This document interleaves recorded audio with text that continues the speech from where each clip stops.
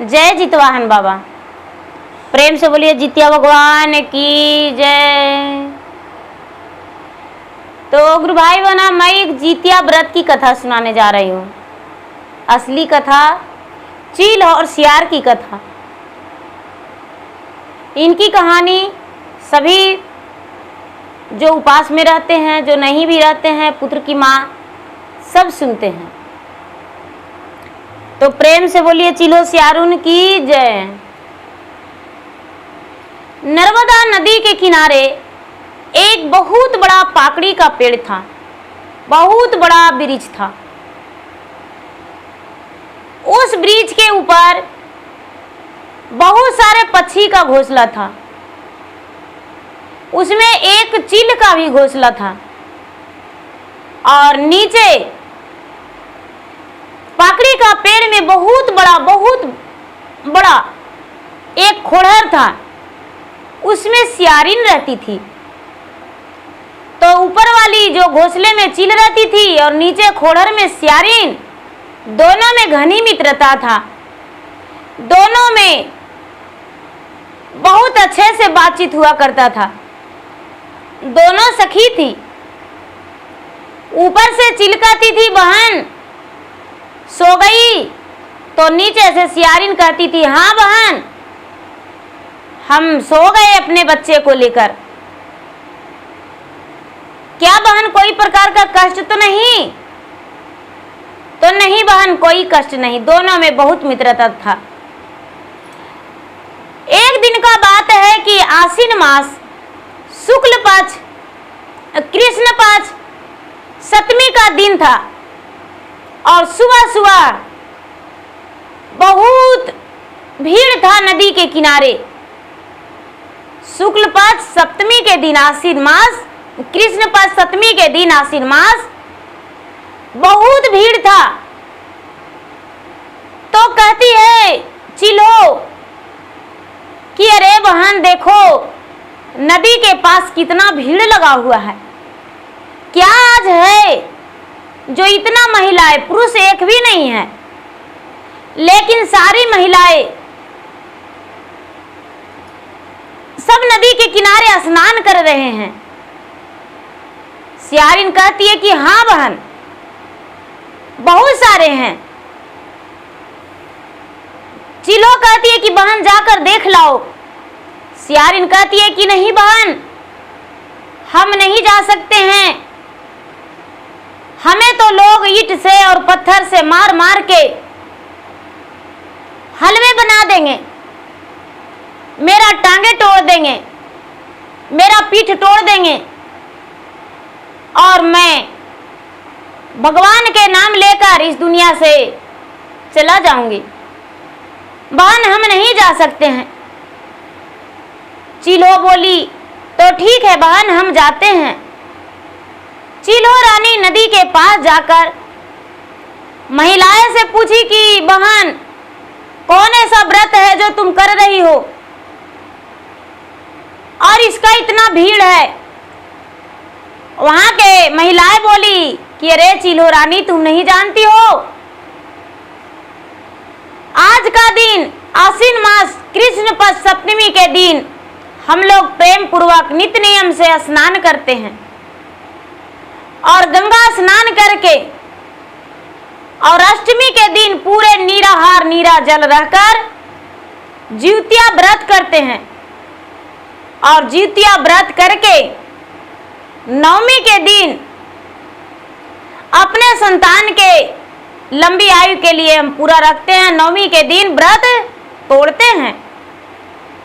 जब नवमी नक्षत्र चलता है तभी हम व्रत तोड़ते हैं। नवमी दिन चढ़ता है तभी। ये बात सुनकर चिलो रानी बोली कि चलो बहन, बहुत अच्छा है, हम भी अपने संतान के लंबे आयु के लिए इस व्रत को अवश्य रखेंगे। कुछ महिलाएं हंस पड़े और कहने लगी कि वाह, आजकल पक्षी रानी भी व्रत करेगी। तो उसमें कई महिलाएं कहते हैं कि हाँ बहन, क्यों नहीं, संतान तो सबका होता है और संतान उतना ही प्यारा है जैसे हम लोग का है, उसी तरह आप लोग का प्यारा है, एक चींटी का भी प्यारा संतान से उतना ही है। हाँ बहन, व्रत रखना। चिलो रानी जो थी आई उस ब्रिज के नीचे और सियारिन से मिली। सियारिन कहती है कि बहन, नदी के किनारे गई तो उन लोगों ने क्या बतलाया? चिलो रानी बोली, बहन उन लोगों ने बोला कि हम तो जीवित पुत्री का व्रत कर रहे हैं और पूरे दिन निराहार निराजल कल का दिन रहेंगे, अष्टमी का दिन और नवमी का दिन व्रत तोड़ेंगे। एक खैर भी नहीं खोटना है, पूरे दिन और पूरे रात उपवास निराहार निराजल रहना है। सियारिन कहती है कि बहन, इस व्रत को हम भी रखेंगे। चिलो बोली कि बहन, क्या तुमसे ये पार लग जाएगा? तू व्रत कर पाएगी? अवश्य बहन, क्यों नहीं, हम इस व्रत को कर लेंगे। बेचारी चिलो रानी स्नान करके गंगा में और उसके बाद जो भी भोजन लाई वो खाई और खा के अपने बच्चे से बोली कि अरे बेटा, तुम्हारे लिए हम थोड़ी सी भोजन लाकर रख देंगे, जो अपने से खा लेना, क्योंकि हम तुम्हें भोजन अपने चोंच से नहीं खिला सकते हैं। यदि चोंच में दाना ले लेंगे तो मेरा व्रत टूट जाएगा, इसीलिए हम व्रत को खंडित नहीं करना चाहते हैं, हम व्रत को सच्चे नित नियम से करना चाहते हैं। ये बात सुनकर सियारिन बोली कि हाँ बहन, ये तो सच्ची बात है। अब दूसरा दिन, अष्टमी का दिन, चिलो भी उपास रही और सियारिन भी उपास रही। उपास रहने के बाद पूरा दिन बीत गया। बेचारी चिलो जो थी, चिलो अपने घोंसले में बैठी रही और जो सियारिन थी, सियारिन भी अपना स्थान पे बैठी रही। शाम हो गया, जाके प्रेम पूर्वक चिलो रानी स्नान की और सियारिन भी जाके स्नान की। दोनों अपने अपने जगह पर आ गए। रात्रि शाम का समय में स्नान करने के बाद सियारिन सोचती है कि थोड़ा घूम लाते हैं नदी के ओर। सियारिन चली गई घूमने के लिए तो देखती है कि उस गांव का एक साहब जी का बेटा बेचारा अचानक उनका मृत्यु हो गया था और उनका सबको लाकर और लोग जलाए थे और पूरा जोरों का बारिश हो गया था। बारिश होने के कारण उनका सब जल नहीं सका था, पूरा आधा जला था और आधा बाकी था। गंगा के घाट पे, नदी के अरार पे उस सब लगा हुआ था। सियारिन देख के कहती है कि आहा, कितना मस्त मांस है, कितना मजा आएगा खाने में, इसको खाकर हम तो धन्य हो जाएंगे। हे भगवान, दूसरा सियार भल न इसे खा जाए, इसे मेरे लिए ही रखना। जब चिलो सो जाएगी तो इस मृतक को हम आकर भोजन कर लेंगे। बड़ा स्वादिष्ट लगेगा खाने में, आधा कच्चा है और आधा सीझा है, जला नहीं है, बड़ा सुंदर भोजन है। सियारिन जो थी, सियारिन एक बात मन ही मन सोचकर और चल गई अपने पाकड़ी के वृक्ष के पास। अब मन में बार बार सियारिन को यही चल रहा है दीदी कि कब आधी रात होगा और कब हम उस मांस को जाकर खाएंगे। बड़ा सुंदर मांस है। जब 8-9 बजा तो कहती है कि अरे चिलो रानी, बहन सो गई। तो चिलो कहती है नहीं बहन, हम जागे हैं, हम नहीं सोए हैं, अपने बच्चे के साथ हम जागे हैं। चिलो ये बात बोली तो सियारिन सोचती है कि अरे ये तो जागी है, ये देख लेगी यदि हम खाने जाएंगे तो। लेकिन गुरु भाई बहना, ऐसा तो मन में सोच रही थी, लेकिन हमको देखने से क्या होगा? भगवान जो देखते हैं वही तो निर्णय लेते हैं, इंसाफ तो वही करते हैं। सियारिन 1 घंटा के बाद 10 बजा तो कहती है कि अरे चिल्लो रानी बहन सो गई। तो चिल्लो रानी कहती है कि नहीं बहन, अपने बच्चे के पास बच्चे के साथ घोंसले में बैठे हुए हैं। जब 11 बजा तो फिर से कहती है सियारिन की बहन सो गई। तो कहती है कि हाँ, लेकिन चिल्लो रानी के मन में लगने लगा कि अरे बार बार मुझसे क्यों आखिर पूछ रही है, इसको मन में चल क्या रहा है, बार बार मुझसे पूछ रही है। अच्छा, अगर जब बोलेगी तो हम बात नहीं करेंगे, उससे चुपचाप रह जाएंगे, देखते हैं ये क्या करती है। जब 11 बजा तो पूछी, तो 12 बज गया तो पूछी, तो बेचारी चिल्लो रानी चुप रह गई, कुछ नहीं बोली। सियारिन सोचती है कि अरे चहचहाना तो सबका बंद हो गया, अब हम इस जगह से धीरे धीरे निकल के जाएंगे मृतक घाट, और मृतक घाट में उस लाश को खींचकर किनारा ले आएंगे और उसे प्रेम से हम पेट भर के भोजन कर लेंगे। बेचारी गई और जाकर सियारिन उसे नोच नोच के पूरा पेट भर के खा ली, और खा के और जल्दी से पाकड़ी के पेड़ के नीचे आ गई। उसी खोड़र में छुपकर बैठ गई और बैठकर आप पघुराने लगी। जब पघुराने लगी तो कटर कटर कटर कटर करने लगी। चिल्लो रानी कहती है कि अरे सियारिन बहन, आवाज कैसा है, क्या कुटकुटा रही हो, क्या भोजन कर ली हो? चिल्लो रानी सब देख चुकी थी उसका तमाशा।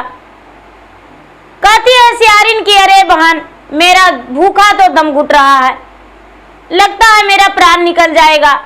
करवटियां फेरते हैं तो हड्डियां टूटता है बदन का, और क्या करेंगे बहन, बस करवट ले रहे हैं और भगवान का याद कर रहे हैं, भगवान का भजन कर रहे हैं। हड्डियां टूटने का आवाज ही जा रहा होगा तुम्हारे पास। चिल्लो रानी चुप रह गई। थोड़ी देर के बाद फिर से पूछी, फिर से सियारिन वही जवाब दी। दोनों आराम आराम से सवेरा हुआ। फिर से सियारिन स्नान करने गई, चिल्लो रानी स्नान की, और सियारिन जो थी मृत घाट चली गई और वही मुर्दा को बचा खुचा मांस फिर से पेट भर के भोजन कर ली। और चिल्लो रानी जो थी वो एक ग्वाला के गौशाला बहुत बड़ा था, उसके पास बहुत सारे गाय और बहुत सारे भैंस था। बेचारी उड़ते उड़ते उड़ते गौशाले में गई और ग्वाला से बोली कि भैया, मैं जीवित पुत्री का व्रत किया हूं, मुझे थोड़ा सा दूध दे दो। गौशाला में ग्वाला भाई बोले कि ठीक है चिल्लो रानी, हम तुम्हें दूध दे देंगे, व्रत तोड़ लेना।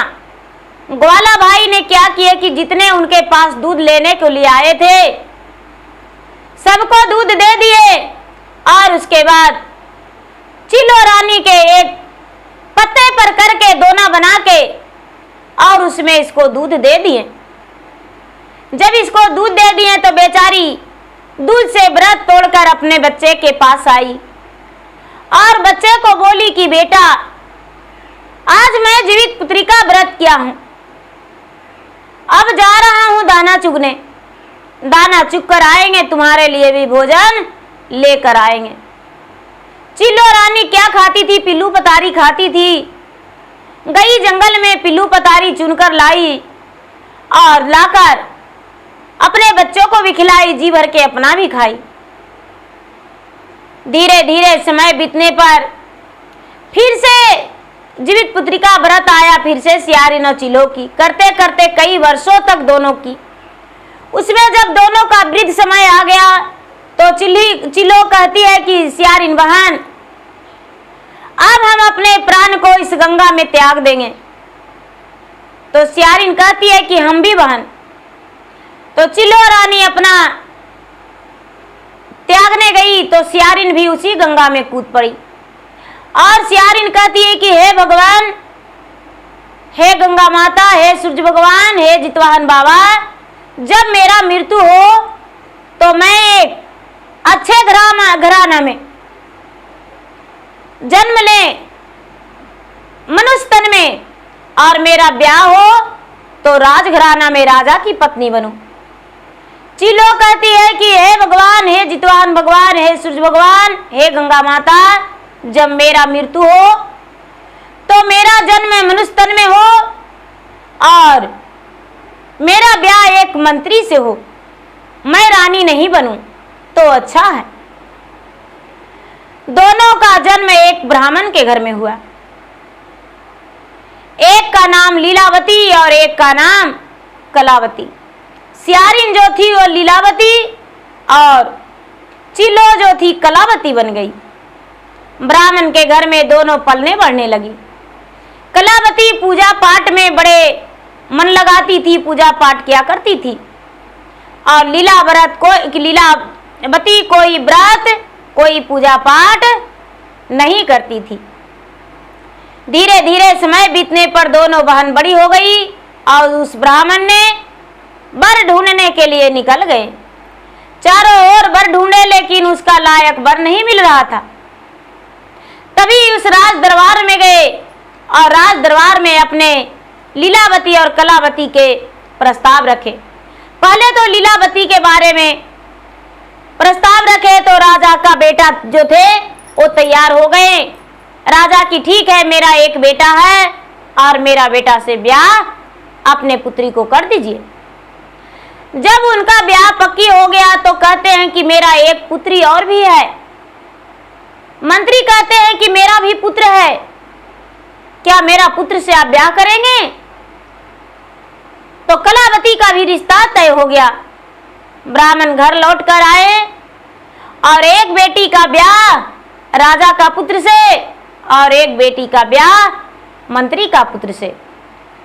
दोनों का ब्याह कर दिए और दोनों बहन लीलावती और कलावती ससुराल बस गई। धीरे धीरे समय बीतने पर लीलावती गर्भवती रह गई और कलावती भी गर्भवती रह गई। लीलावती अपने घर में और कलावती अपने घर में। लीलावती का पुत्र हुआ तो मृत को प्राप्त हो गया और कलावती को जो पुत्र हुआ वो जीवित रहा। राजमहल में पूरे सन्नाटा छा गया, पूरा गम हो गया, दुखों का पहाड़ टूट गया और मंत्री का घर में सोहर गवाने लगा। खुशियां पर खुशियां था, लोग नाच गा रहे थे, खुशी मना रहे थे। धीरे धीरे समय बीता। कुछ दिन के बाद फिर से लीलावती गर्भवती रह गई और कलावती भी। लीलावती का पुत्र हुआ वो स्वर्ग प्राप्त कर गया और कलावती का पुत्र जीवित रह गया। फिर से वही हाल हो गया, राजमहल में सन्नाटा छा गया, गम पड़ गया और मंत्री का घर में तो खुशियां ही खुशियां था। धीरे धीरे धीरे धीरे लीलावती के 7 पुत्र हुए और 7 पुत्र मृत को प्राप्त हो गए और कलावती को 7 पुत्र हुआ, 7 पुत्र जीवित रह गया। अब जो है लीलावती सोचने लगी कि कैसे मैं इसका पुत्र को मार डालूं, कोई ना कोई उपाय करना होगा। इसका पुत्र आखिर जीवित कैसे रह जाता है और मेरा पुत्र मृत को प्राप्त हो जाता है। एक दिन मंत्री साहब से बोली कि हे मंत्री साहब, अपने बेटे को मेरे घर भेजवा दीजिएगा। ठीक है, अच्छा है। मंत्री जी गए और अपने बेटे से 7 पुत्र से बोले कि तुम्हारा मासी यानी रानी साहब ने बुलावा दिया है। 7 पुत्र अपने मासी के घर यानी राजा के घर पहुंच गया। रानी ने क्या किया कि दरवाजे पे एक तेगा लगा दी, चमकता हुआ तेगा, और अंधियाला उस कमरा था। 7 पुत्र गया और 7 पुत्र को गर्दन कट गया। उस दिन भी जीवित पुत्रिका के दिन था। 7 पुत्र जब गर्दन कट गया तो 7 पुत्र गर्दन कटते ही सब जीवित जीवित हो गया। रानी तो बहुत चक्के खाकर रह गई कि अरे इसका सातों पुत्र जीवित हो गया, मैंने तो इसे सातों को मार डाला। ऐसा कई बार कलावती के बच्चे को लीलावती ने प्राण लेने का कोशिश की और कई बार मार डाली, लेकिन उसका पुत्र मर जाने के बाद भी जीवित हो जाया करता था। जितवाहन भगवान का कृपा था। ये इसके मन में सच्ची भावना, सच्ची लगन से व्रत किया करती थी, पूजा पाठ किया करती थी। कोई छल इसके पास, कलावती के पास नहीं था। इसके लिए उसका पुत्र जो था वो अमर हो गया था। धीरे धीरे कुछ दिन बीता तो फिर से जीवित पुत्रिका का दिन आया।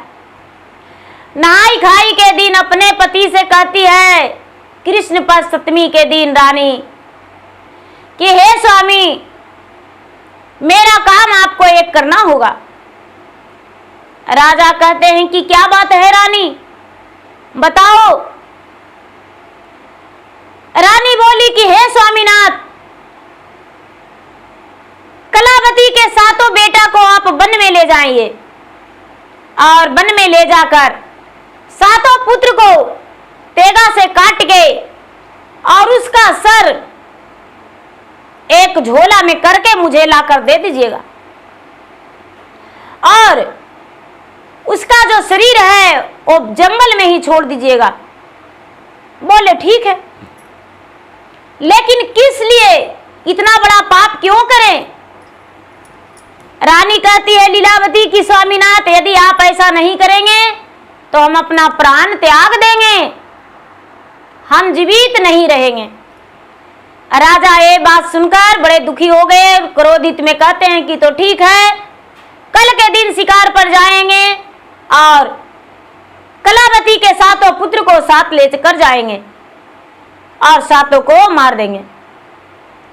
राजा साहब मंत्री से बोले कि लीलावती के पति तो मंत्री थे, कलावती के पति मंत्री थे। लीलावती के पति बोले कलावती के पति से, अपने मंत्री से, कि अपना सातों पुत्र को सुबह सुबह मेरे घर भेज दीजिएगा, हम शिकार पर जाएंगे। मंत्री कहते हैं कि राजा साहब हम तो चल सकते हैं, नहीं, आपके पुत्र के साथ हम शिकार पर जाएंगे। राजा साहब मंत्री के सातों पुत्र को साथ में ले लिए, घोड़े सवार करके और शिकार पर चले गए। जब घना घोर जंगल में पहुंच गए, पहुंच जाने के बाद एक वृक्ष के छांव में राजा समेत सातों पुत्र वहां पर बैठ गए और बैठ जाने के बाद राजा साहब उसे बात में बहलाकर सातों को सुला दिए और एक एक करके सातों को काट दिए और काट के एक पत्ते से उसका सबको झक दिया, शरीर को झाँक दिए और उसका जो मुड़ी था वो झोला में करके राजा साहब अपने घोड़े पर सवार होकर और रानी को लाकर दे दिए। जब रानी को लाकर दे दिए तो रानी देखकर क्या की कि 7 मोहरे बनाई। दीदी, ऐसा कोई भी दुश्मन ना हो जो दूसरे अपने बहन को या किसी को संतान को काट दे। 7 मोहरे बनाई और 7 मोहरे में पैक कर दी अपना बहन को, पुत्र को, गर्दन को, शरीर, माथा को, सर को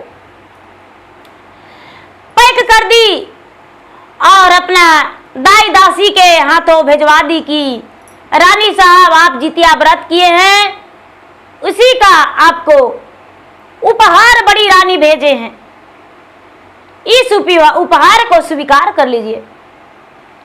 बेचारी कलावती हाथ से नहीं लगाई और बोली कि तो ठीक है, सब रख दो, सब रख दो, एकाएक करके सब रख दी और वो बेचारी कलावती स्वीकार करके अंदर में रखवा दी। अपना कथा कहानी सुन रही थी, भक्ति भजन कर रही थी, भगवान के ध्यान में लगी हुई थी। शाम हो गया, उसका पुत्र वापस नहीं आया, बहुत चिंतित हो गई। अपने पति से कहती है कि हे स्वामीनाथ, मेरा बेटा अभी तक नहीं आया है, आखिर कहाँ गया होगा? उसका पति कहते हैं कि वो तो राजा साहब के साथ गया था, राजा साहब तो आ गए हैं। कहाँ गया होगा? कहीं खेल कूद में लगा होगा। और कहाँ जाएगा? खेल कूद में ही होगा। हाँ, खेल कूद में ही होगा, ऐसा करके और मंत्री निश्चित हो गए। बेचारी कलावती व्याकुल थी अपने बच्चे का फिक्र में, लेकिन व्रत में भी थी, उपवास भी थी। धीरे धीरे रात्रि हो गया, बेटा नहीं आया। अब बेचारी व्याकुल थी कि मेरा बेटा कहाँ गया।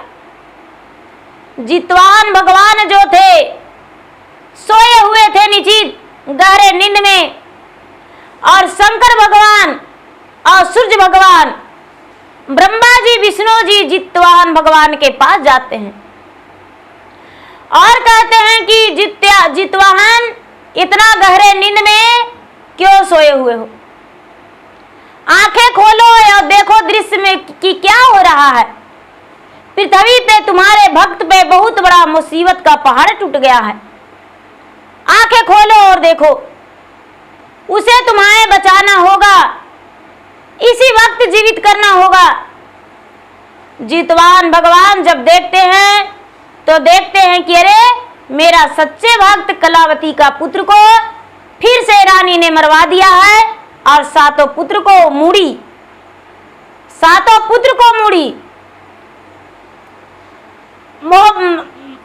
बना के संदेशा भेज दी है, मोहरे बना के संदेशा भेज दी है। अब क्या करें हम? शंकर भगवान कहते हैं कि हे जितवाहन, इसी वक्त मंत्री के घर तुम्हें कलावती के घर जाना होगा और जाकर सभी मूड़ियां को तुम्हें लाना होगा। कहते हैं कि ठीक है।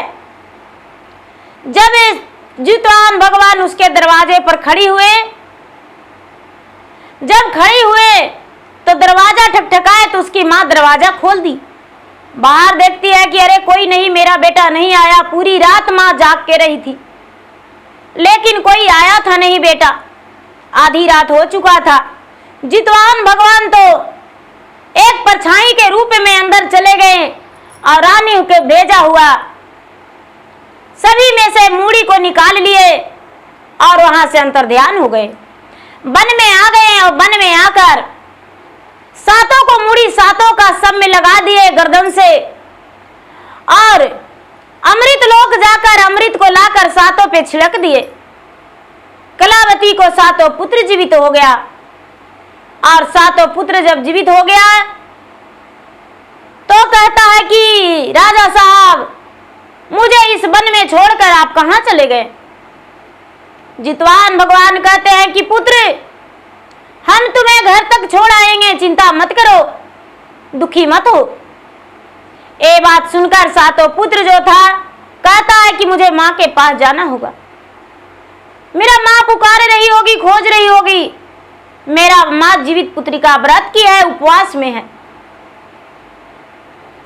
ये बात सुनकर जितवान भगवान बड़े प्रसन्न हो गए और सातों पुत्रों को घोड़े सवार करके और उसके दरवाजा तक छोड़ आए।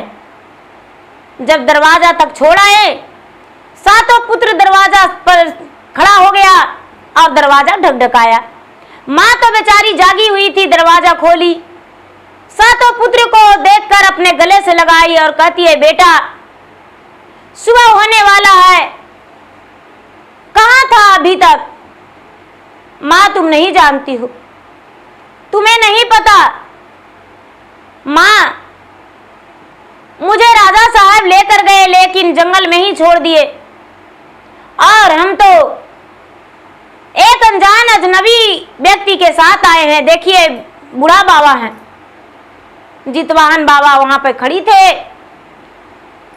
देखकर बेचारी कलावती बहुत धन्यवाद की। जितवाहन बाबा अपने स्थान पे लौट आए। अब बेचारी सुबह हो गया तो कलावती नित्य नियम से बड़े प्रेम से पूरा देवी देवता पूजा पाठ करके और पारण जब करने लगी तो मन में सोची कि अरे आखिर मेरा बहन क्या संदेशा भेजी है, थोड़ा देख तो लूं। और देखने लगी तो बहन का भेजा हुआ हीरो और मोतियों जेवर गहना जवरात में बदल गया था।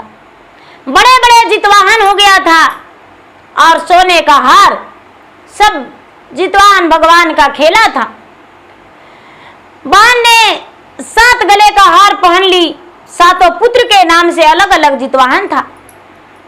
पहन के और जितिया व्रत का पारण की, अपने पुत्र को गले में पहना दी।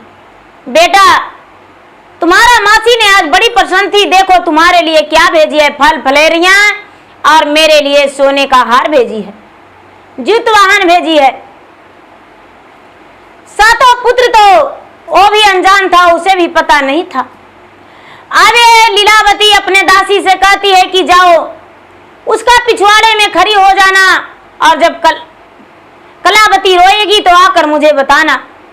बार बार दासी जा रही है और लौट के आ रही है, नहीं रानी साहब, कलावती तो रो ही नहीं रही है, कलावती तो रो ही नहीं रही है। लीलावती को लग रहा है क्या वो पेटार मेरा भेजा हुआ नहीं खोली है, कब खोलेगी। आसपास देखते देखते देखते सूरज उगने के बाद कलावती उसके घर गई। लीलावती घर गई, कलावती के घर, गलती हो गया बंजी। लीलावती जो थी कलावती के घर गई तो देखती है कि उसका 7 पुत्र हाथ में प्रसादी लिए है और बड़े बड़े सोने का पहना हुआ है जितवाहन, मां पहरा दी थी। और जो कलावती है वो भी एक सोने का सुंदर हार पहनी हुई है। देख के तो हक्के बक्के रह गया और मन ही मन सोचती है कि अरे क्या कारण है, क्या ये करती है जो इसका पुत्र जीवित हो जाता है मर के भी। इसका पुत्र का तो सर मेरे पास था और मैंने अपने हाथों से इसके घर भिजवाया था, लेकिन ये जीवित कैसे हो गया। ओ मन ही मन सोची और कहती है कि बहन तुम्हारे गले का हार बड़ा सुंदर लग रहा है, तुम्हारा बेटे का गले में है वो भी बहुत सुंदर लग रहा है। हंसकर मुस्कुराकर कहती है कलावती की बहन तुम्ही ने तो भेजा है, तुम्ही ने तो उपहार दिया है, तो तुम्हारा पसंद कभी खराब हो सकता है क्या। लीलावती उदास मन से वहां से घर आ गई और आकर अपने मंत्री से बोली कि अपना पत्नी को, मेरा बहन को, कलावती को मेरे घर भेज दीजिए, हम डोली कहार भेज देते हैं। कलावती बोली कि हम डोली कहार से नहीं जाएंगे, हम तो गरीब घराने से हैं, हम डोली कहार से कैसे जा सकते हैं। लेकिन गांव का पश्चिम एक पीपल का वृक्ष है, उसी वृक्ष के पास वो आएगी, वहीं पर हम उससे मिल लेंगे। लीलावती और कलावती दोनों गांव के पश्चिम वृक्ष के पास, पीपल के वृक्ष के पास बैठ गई। लीलावती कहती है कलावती से कि बहन कौन सा व्रत करती हो जो तुम्हारा पुत्र मरकर भी जीवित हो जाता है। मैंने तुम्हारा पुत्र को कई बार मार डाला, गर्दन काट लिया, लेकिन फिर भी तुम्हारा पुत्र जीवित हो जाता है। और मेरा पुत्र जब जन्म लेता है तो स्वर्ग को प्राप्ति हो जाता है, मर जाता है।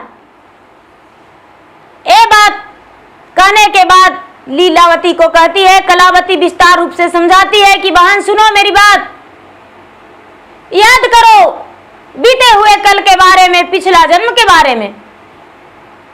लीलावती कहती है बहन मुझे कोई याद नहीं। कहती है बहन मेरे साथ चलो, हम तुम्हें याद करवाते हैं। नर्मदा नदी के किनारे दोनों बहन चली गई और कहती है कि बहन क्या ये पकड़ी को पेड़ को जानती हो। नहीं बहन, याद करो बहन, हाथ जोड़ के और आंख मुनवा के कहती है भगवान का ध्यान करो, तुम्हें सब कुछ याद आ जाएगा। हाथ जोड़ के और विनती की, भगवान के ध्यान की, लीलावती को सारी बातें याद आ गया। कहती है कि हाँ बहन याद आ गया। तो कलावती समझाती है कि बहन पिछले जन्म में हम चिल थे और तू सियारिन थी, तूने भी व्रत रखी थी, हम भी व्रत रखे थे, लेकिन आधी रात में बहन तू एक साहूकार का बेटा का मृत्यु हुआ था और उसका लाशें जाके खा ली थी, और मैंने पूरा दिन निराहार निराजल रहे थे और कई वर्ष व्रत किए, लेकिन तूने एक बार भी नियम धर्म से व्रत नहीं की, और मैंने नित नियम से अपने बच्चे के लंबे आयु के लिए व्रत रखा था, और व्रत जितवान भगवान के कृपा से मेरा पुत्र जीवित रह जाता है, तुम्हारा पुत्र मर जाता है। बहन और कोई बात नहीं, बस जितवान भगवान की कृपा है। लीलावती कहती है कि बहन मुझे सब कुछ याद आ गया, लेकिन अब मैं क्या करूं मुझे बताओ। कलावती कहती है कि बहन याद तो मुझे भी है, लेकिन तुम नित नियम से प्रेम पूर्वक व्रत रखो और व्रत रख के भगवान से क्षमा मांगो, तुम्हारा पुत्र जीवित रहेगा। कहते हैं कि ठीक है। जब पूरे 1 साल इंतजार की, धीरे धीरे धीरे धीरे समय बीतने पर आश्विन मास कृष्ण पक्ष सप्तमी के दिन आ गया। कलावती लीलावती के घर गई और कहती है कि बहन आज कुछ याद है। लीलावती कहती है नहीं बहन, आज जीवित पुत्री का व्रत के नहाई खाई है, नित नियम से रसोई घर में शुद्ध बनवाओ और गंगा स्नान करके गंगा के घाट का पूजन करो, जितवान भगवान का याद करो और लोटे जल लेकर भगवान को अर्घ दो, तुम्हारा पुत्र जीवित रहेगा यदि सच्चे मन से भगवान के व्रत करेगी तो। जीवित पुत्री का व्रत रखो नित नियम से। लीलावती भी व्रत रखी और व्रत रखने के बाद वो भगवान से कामना की, जल में खड़ी होकर कहती है कि हे भगवान मुझे भी पुत्र प्राप्ति और गोद में लेने का सौभाग्य दीजिए, मैंने जो किया उस पर पछतावा है, लेकिन अब से ऐसा भूल नहीं करेंगे, दूसरे को संतान को देखकर हम गोद उठाएंगे, जलस नहीं होवेंगे। मैंने बहुत बड़े बड़े पाप किया हूं, लेकिन भगवान उस पाप को मुझे क्षमा कर दीजिए और मुझे भी मां बनने का अवसर दीजिए, गोद में खिलाने का। मां तो मैं बनती हूं, लेकिन अपने बच्चे का गोद में नहीं ले पाती हूं। वो प्रार्थना की और प्रार्थना करके और व्रत रखी। 1 साल पूरे हो गया, तो 1 साल के बाद जब व्रत रखी उसके बाद धीरे धीरे समय बीतने पर वो भी मां बनने वाली रह गई और फिर से कलावती भी मां बनने वाली रह गई। धीरे धीरे 9वां महीना जब हुआ तो राजमहल में भी एक पुत्र जन्म लिया और मंत्री का घर में भी एक पुत्र जन्म लिया। इस बार दोनों बहना का पुत्र जीवित रह गया, तो और राजा का 1 पुत्र और मंत्री का 8 पुत्र। राजा का तो 1 ही पुत्र रहा और मंत्री का 8 पुत्र। लीलावती अपने बहन के बुलावा देके मान सम्मान देके और कहती है कि बहन तूने बताई और तुम्हारे किया धरा मैंने किया, तो मैं आज पुत्रवान हो गई। सबसे बताने लगी कि देखिए जीवित पुत्री का व्रत जो है पूरे संसार का सब लोग कीजिए, क्योंकि मैंने जीवित पुत्री का व्रत को अपमान किया तो मैंने 7 पुत्रों को खो दिया। मेरा पुत्र जब भी जन्म ले रहा था तो मृत को प्राप्त हो जा रहा था, और मेरा बहन कलावती का पुत्र सब जीवित है। सबको जीवित पुत्री का व्रत कीजिए।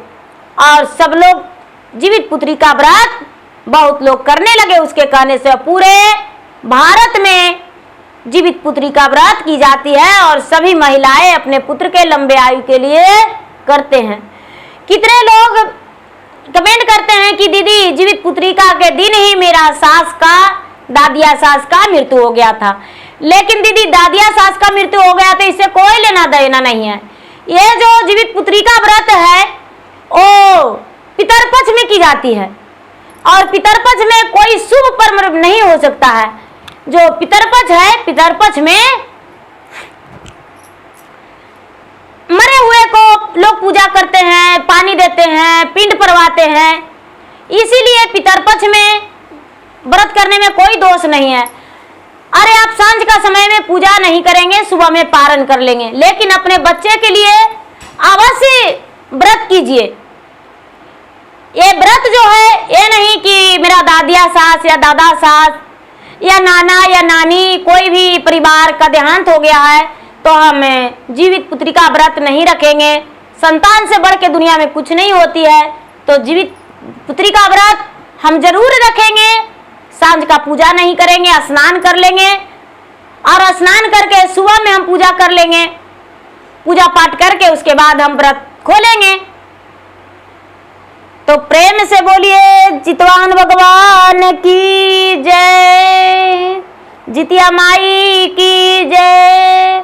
बहन जी, आप मेरा वीडियो अच्छा लगे तो मेरा वीडियो का लाइक करें, शेयर करें, चैनल पर नए हैं तो चैनल का सब्सक्राइब करें और बेल आइकन घंटी को दबाएं, जो कि मेरा वीडियो का नोटिफिकेशन सबसे पहले आपके पास जाए, आप मेरा वीडियो का सुन सके, देख सके। और कमेंट बॉक्स में जय जितवाहन बाबा या अपना दुख शेयर करें। धन्यवाद। जय जितवाहन बाबा।